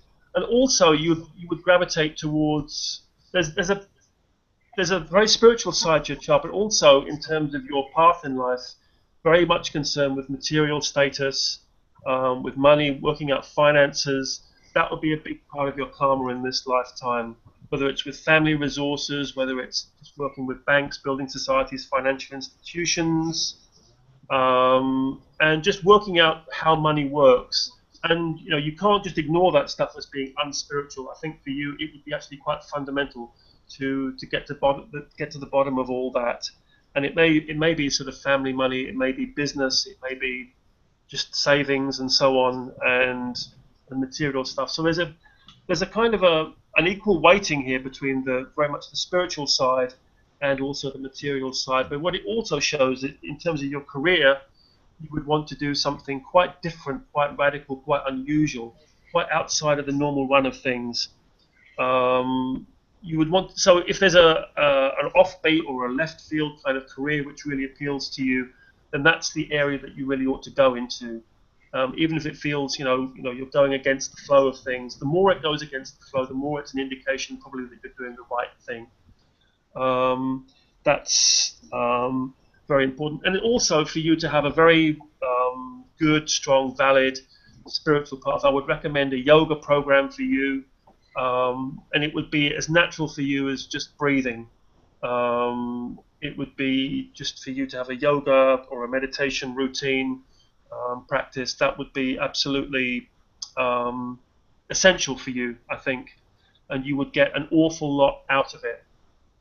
And where you are at the moment, Heather, is again, we have another person who is in the Saturn planetary period. Heather went into her Saturn period in 2010. And so that would coincide with an important change in her life. And there would be, your Saturn is in its best sign. So Saturn is very strong. And so there's going to be a lot of stuff around your home, your family's security, perhaps your education in terms of your Saturn period. And so since 2010, there would have been a lot of emphasis on those areas, finding a roof over your head and your education. And perhaps you could be, a great academic, maybe working in real estate, both of those things, perhaps, or working from home in some way. But your home, your family shows it's very, very important in your life. And particularly now, and you'll be working very hard at those goals. And it shows that you could have, you've got very strong potential there. And I would have thought in the last couple of years that area in terms of your home, your status, your security, your roots, your family, your ancestry, really putting down some kind of putting down your roots would be very important over the last couple of years. And in many ways would really start to find yourself in terms of your direction in life, on what you really want to do and who you really want to be. You've just had your Saturn return, which is when Saturn comes back to its original place. Again, you can interpret that in Vedic astrology in exactly the same way.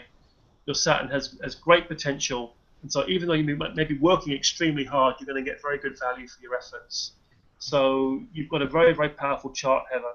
And again, I think that with the Saturn period, it's finding the path that's really going to be most productive for you. Then work doesn't feel like work, because certainly you're going to be extremely busy in the coming years. There you go, Heather. I think that was pretty phenomenal. I do know Heather a little bit. Haven't spoken to her in a few years, but it certainly kind of adds up there, Heather. What do you think?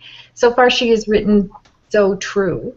So I think once again, Adam, you're pretty much bang on there. It's amazing, isn't it? I'm loving it. It's got a very powerful chart. I mean, and again, people might be wondering, well, we could get this from a Western chart, but what I got there, what I was looking at first of all, what a Western astrologer would probably look at there first of all would be, well, Heather's recently out of her Saturn return, and in terms of the planetary positions, she would have Saturn in her Saturn becomes very strong. It becomes pretty strong in the Vedic system, so it comes in a different sign. Basically, the first thing I was looking at was the planetary period that Heather was in, rather than looking at her transits. So there's an awful lot that you can say about somebody's future prospects, about their character and destiny, just simply by looking at their planetary periods. And then you graft the information from the transits on top of that, so you get double there. So that's how come I can get different information, additional information, by looking at the planetary period system and then looking at the conventional sort of Western type interpretation on top of that. Right. Well, that's amazing. And now I do know that, Ted, you're sitting on some information there for John David. Yeah, John David Parker, obviously keen as he's a friend of mine as well, and all of ours. Adam, John David Parker, British, born 6 o'clock a.m. Sorry, what's the date first of all? 17th of April, 1948. April 17th. 1948. Yep. What was the time? 1948. 6 a.m. in a town called Winterton. Winterton. Winterton in North Lincolnshire. Looks younger. Ah. UK. Winterton on Sea. Possibly Winterton. He's just saying Winterton quite a while ago. Actually, Winterton, all one word. North Lincolnshire. He'll probably be on to us to confirm on sea. This is David, yeah? John David Parker, yeah. David is how he's known. It's well, John has very, very powerful chart. What I would say, I mean, first of all, I mean, if this is based on an accurate time, is that is John? So is it John or David? It's John David. He goes by either, but I think he prefers David, actually. Okay. Well, David has a signature. I mean, the point really of me doing these readings, I mean, it's not necessarily, like I say, many people may be listening to this or watching this may be familiar with a Western style interpretation. So it would be, I suppose, useful if I brought out some of the differences. And so what a Western style interpretation might be is to look at the aspects and look at the planets in signs and so on. What I'm seeing first of all here in David's chart is that he has a signature which may make him a great leader, may make him very influential in his field and possibly very successful. Straight away it shows that he's got this sort of signature which may make him very dynamic, very forceful, quite charismatic and a leader in an area of life which is quite different. He may find himself, whether he's somebody who is seen to be quite different and exotic, or whether he mixes in sort of quite an alternative kind of field, but whatever, he would potentially be someone who would rise to the top and be a leader in his field. And so whether that's in a company, whether it's in an organization, whether it's him as an individual, but he's got a lot of very, very strong energy. He would be somebody who would be trusted and respected, I suspect. He would be someone who would deliver on his promises, and would be so although he's in a quite alternative kind of left field kind of path, he's someone who would definitely be a person to be reckoned with, and it's a good, very, very strong, very, very strong chart, very good signature for success. And David is currently now David is in his moon period. The moon period is 10 years, and David has a strong moon in his chart. So again, there's a lot around a lot of emphasis since 2009 in David's chart on home, family, roots, on your psychic, becoming psychically very centered, on your emotional attachment with your past, emotional connection with family, with your mother, and with family memories and associations and so on. And where you're living at the moment, David, is particularly important. Your home environment, maybe it would be very good for you to live near water. That would be very good. You're a very sensitive person, you're an extremely sensitive person, with a very, very strong interest in history and the past and so on. And all those kind of issues would be very, very central, very, very important for you at the present time, be particularly important. And there's also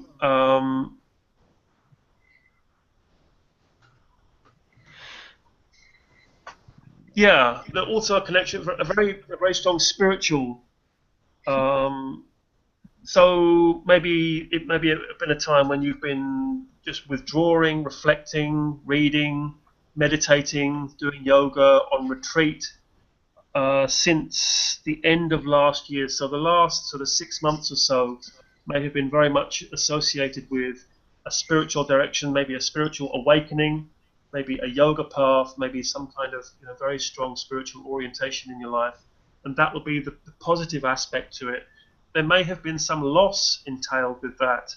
There may have been some debts or expenses, may have had some kind of had to pay out some money.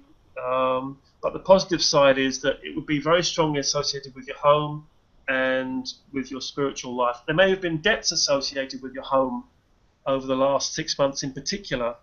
But on the whole, you've got a very, very powerful chart, and I wouldn't be surprised that within his field, whatever his field or his vocation is, David may become maybe quite an eminent or maybe even a famous person. Oh my goodness me. John's actually just put up, because I was going to say what I know, but not everything about John. He's just said, wow, so true, professionally very successful. He was a singer-songwriter, still is, and he's very, very powerful trance medium with the Native Americans. So when you say the alternative aspect, and very influential in that area, spot on. He says, he's a trance medium. I live 200 yards from the sea. You got me, Adam. Wow. So, oh, dear God, yeah. I mean, when I heard what you were saying, it's like, yeah, you got him. And he's, yeah. I mean, and the point is, I mean, it's not necessarily for the astrologer to tell people what to do with their lives. I mean, clearly, John is a very experienced guy, and most people know their own business best. But for somebody like him, it only becomes an issue when you see somebody or people who are, their chart doesn't reflect them at all. It may be someone who is, very creative or very artistic, and they're working in a bank or something, and they're terribly frustrated. You think, you're not fulfilling your chart. You're not doing your own truth here. You maybe need to make some changes here. Most people, I think, you get a lot of people coming asking for vocational guidance and saying, what should I really be here? I think most people really know deep down what they want to be. The question is more often, can I do it? I want to do this. Can I really swing it? And most people can. I mean, and so in a chart like David, like I say, it does show the potential for fame, and also this idea of being the outsider. So it's interesting that he'd worked with Native Americans and so on, somewhere where he would always be sort of an exotic, individual, or seen as being somehow a maverick, or just a little bit on the outside there. That would be a fundamental part of his experience in life, and people would always see him as being this slight outsider. But for all that, he's someone who had very, very powerful personality, both the sun and moon in very, very strong signs, and that would be someone who potentially could become famous. So spot on. He's emphasising here no debts, exclamation mark. And then he says, no debts. I'm totally enveloped in spirit, thank you. So, yeah. Absolutely awesome. Okay, I think Tina is still muted or can't read down. I don't know whether Era's got a choice of someone I can pick. If that's all right with you, Adam, we've got about sort of 8 or 9 minutes, I think, to go. Sandra, have we done? We haven't done Sandra. We are dear Sandra, Milton, Elizabeth. Okay, I haven't got a time for her yet. She doesn't have a time, Ted. Not yet, does she? Would she put one up, Sandra? Do you know your time? She doesn't know her time. No. Okay, let's go with Jeff. Jeff is the 28th of November, 1946. So November 28. There he is. Yeah. 1946. Yep. 7 a.m.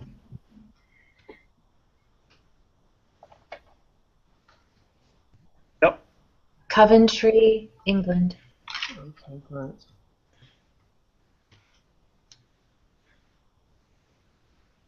Right. And this is Jeff, yeah? Yes. Well, it's always interesting. I mean, in a forum like this, you would expect maybe to find people who are, have a very strong spiritual, orientation, and usually when you do several readings back to back, you find a certain signature. running through charts. So rather like the previous chart, we've got a very very strong, powerful, very impulsive signature here. But there's a kind of there's an interesting kind of, not a contradiction necessarily, but there's a complexity here.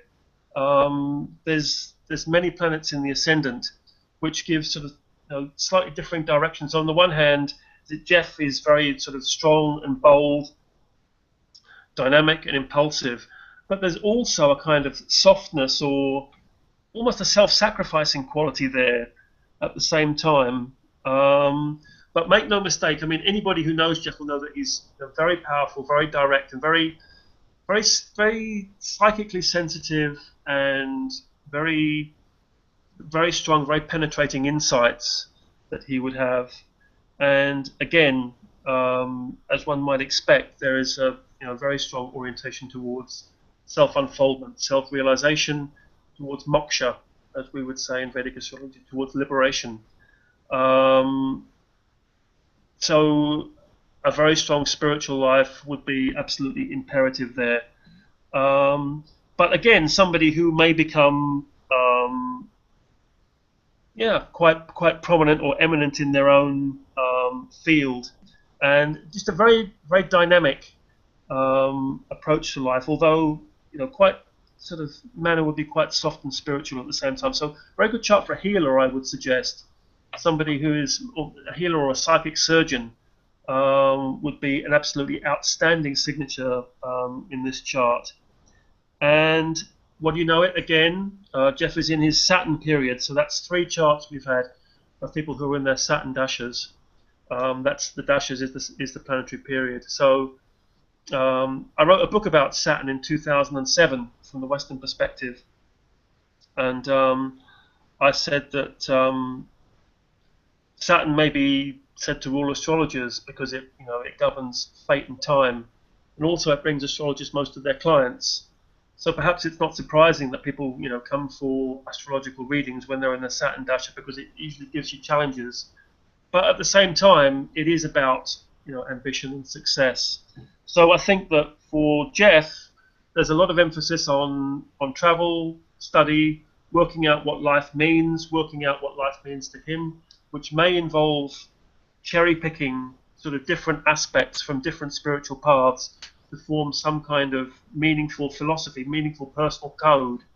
And so that may involve a lot of travel, study, mind exploration, mind expansion, broadening of horizons, and so on.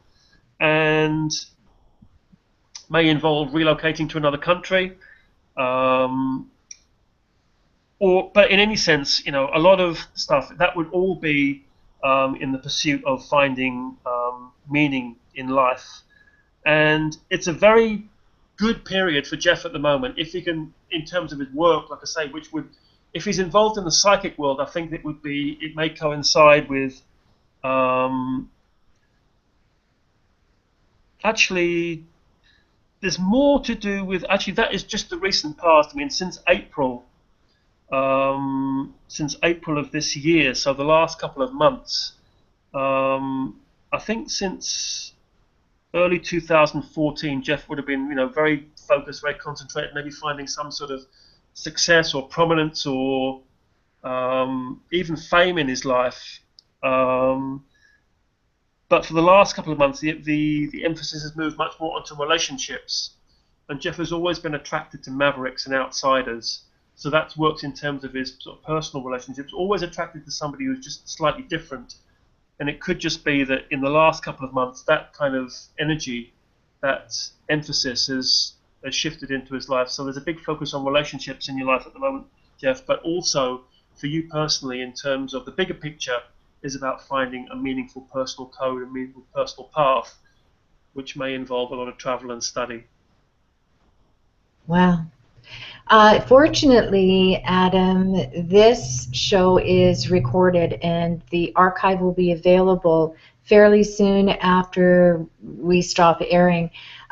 Jeff unfortunately had to leave, so we're not going to have the feedback right away, but hopefully Jeff will be able to contact you directly if he's interested in knowing.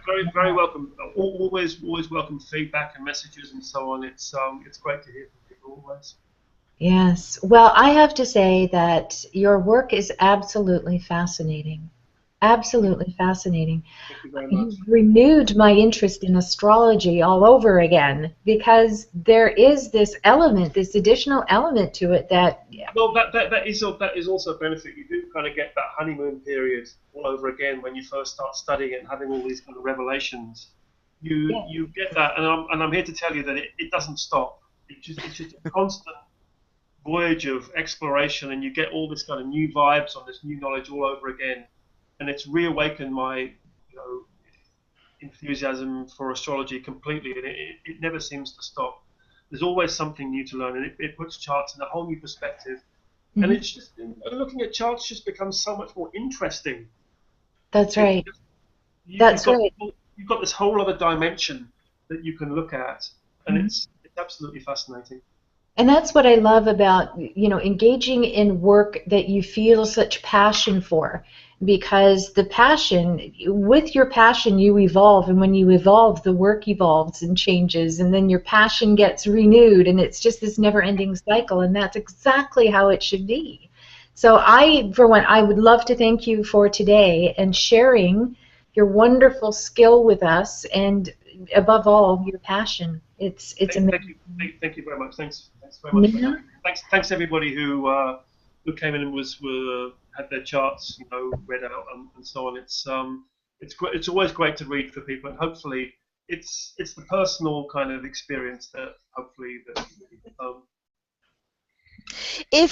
Yes, we thank you sincerely. I mean, you've touched the tip of the iceberg, and if any of our viewers, or as well as who've been in the chat room, or our archive viewers, do get in touch with Adam if your interest has been piqued and you want an in-depth reading from Adam. Go to his website, which is www.astrovedas.com. It's on the screen, so you can see that. And Adam also teaches. He's going to, if you're in the London area and you're interested in learning a bit about Jyotish or Vedic astrology, I believe you're having a workshop day. Would you like to give us some details for those of you who may wish to attend? We're having semi-regular meetings. Our new venue is going to be upstairs at the Sun, which is at 21 Drury Lane in the West End of London. We're meeting there on the 27th of June, which is a Saturday. Everybody is welcome, anybody in the London area. That's people who've got some interest, some background in astrology or none, people who study Western astrology in particular. It's under the general headline, Jyotish for Western Astrologers. And so you may find out actually that you know more Jyotish than you thought you did. And we've had very, very good feedback from that, and particularly, again, from people who've studied Western astrology for a long period of time and just were interested in studying something new. So we've had very, very good feedback from that so far. And yes, there's an event booked on Facebook. If you go to Circle of Divine Astrology, that's where you'll find information about that afternoon meeting. Also on your webpage too, or do you have a Facebook page as well? Yeah, there's an Astrovedas Facebook page, Facebook.com/Astrovedas. You can read about that. And also, I'd like to say that I'm working in close conjunction with Jyotishi in India, very, very experienced Jyotishi in India. And so there's all sorts of, it's not just having a chart read, there's all sorts of very traditional Indian yogic services which we offer through Astrovedas. It's a one-stop shop in that respect, and you can find out the details of those facilities and services at the website www.astrovedas.com. Could you just give us a little taster, just mention what kind of services they might be? The services are basically are fundamentally that you can have rectification, you can have gemstone prescription, you can have chanting performed for you, and by the wonders of modern technology, you can see pundits, which is Vedic experts, think druids, think of Indian druids, learned people, experts in Sanskrit, chanting for you. There are also Jyotishis, there are also astrologers. And so based on conditions in your chart, you may be in a Saturn period, you may be in a Mars period, you may be in a very good period, they would perform a ritual for you, they would do chanting for you. So it's kind of like sound therapy. The mantras would create a vibration, and they would maybe smooth your path through. And there's information about it, there's videos about it on my site, there's clips of ceremonies which we have performed for clients in the past. There's video clips available on the website. And this is a fundamental part of Indian astrology and also of Indian culture in general. This is a fundamental yogic approach to life. So it isn't just that you sort of smile through, whistle past the graveyard. You can also have, very specific, very scientific procedures performed for you. And you can watch these performances taking place by Skype camera. You can actually see it. You can make an appointment. They will pick an auspicious moment for you to perform the chanting for you. And this has a very, very powerful material effect on your fortunes and on your horoscope. So this is a very, very traditional, very authentic Indian approach to astrology, and it's all there on astrovedas.com. Great. So let me just also say it's not just about your career. It could be about relationships. It can be about your family life. If you want to move, all of these things is very practical, isn't it? It's very practical. Any aspect of life that you can possibly think of is open to analysis by astrology, and also can be helped by mantras, chanting. Yes. Wow.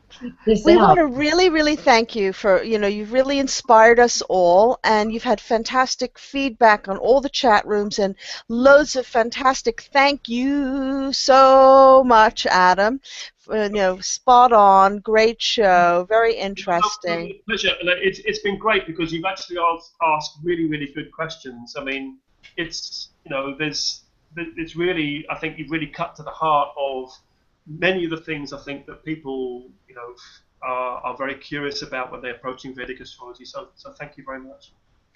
Well, we hope to have you back again at some time in the future if you'd like to join us. And, we want to thank everybody for coming and visiting us tonight. And for those of you who are going to be seeing this on archive, may you be inspired. We hope you've been inspired too. And from all of us at Virtual Vision, your platform to all things spiritual, we want to say good night from me and the rest of the crew. Ted? Good night, everyone. Thank you, Adam. Good night, ladies. Yes. And Era. Thank you so much, Adam, and thank you, everyone, for being here and participating. I've learned a lot. I'm sure you have too. And we will be back next week. Yeah. All right. Join us on our show. Bye.